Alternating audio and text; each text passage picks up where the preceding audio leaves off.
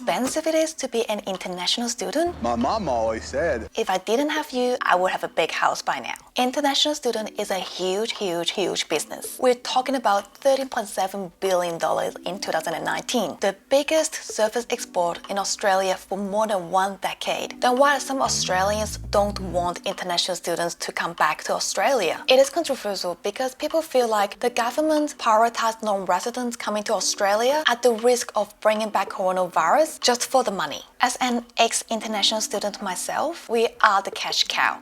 The sunrise cash cow. I'm not here to pick a side and I'm not here to change your mind. I just want to overshare with you how expensive it is to be an international student. So some of my Aussie friends will ask me, hey, have you paid off your HECS yet? I was an international student. We don't get HECS. So first and foremost, international student must pay everything, full and upfront. If we fail a course, we have to pay for it again. There is no pay later option for us. The school always get their money at the beginning. It is guaranteed that they get their dough. Most of the international students come here for the universities, whereas I started my life in Melbourne as a Year 10 student in 2009. And yeah, I went to a private school. So I asked my family, why did you send me to a private school? Well, the answer is, as a full-fare international student, there isn't a huge difference between the school fee in private or in the public school. The difference was maybe 10 to 20%. So my family chose to send me to a smaller private school that is closer to home. Between 2006 and 2009, the school fee for an international student was roughly $18,000 a year. But then when I googled the school fee for that private school this year, the school fee jumped up to $40,000 a year. I reckon the inflation rate in the education market increases way more rapidly than the housing market. Is there any way I can invest in the education market? I'm really shocked. Now, let's talk about the international school fee in universities. Back in my time, in 2010, the cost for the Bachelor of Medical Imaging was $30,000 a year.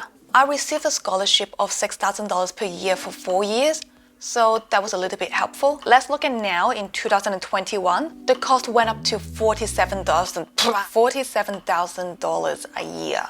In comparison, for a domestic student in 2010, they pay roughly $5,000 a year, and in 2021, they pay roughly $8,000 a year. So we are talking about an international student paying 6 times more than a domestic student. Not all international students are rich. I mean, my family is not rich. We are comfortable. In reality, they saved up for years before they can afford sending me to Australia for a better future. We have family relatives in Melbourne, so we didn't have to spend a lot on my living costs. But I know some families have to sell their home or even have to borrow money just to be able to afford sending their child to Australia. So it is not always an easy option. And sometimes I do find it quite ironic because the salary of a new graduate radiographer is roughly $60,000 a year. So say I have to work full-time for 3 years without spending a single dollar just to be able to pay for my school fee as an international student. Look,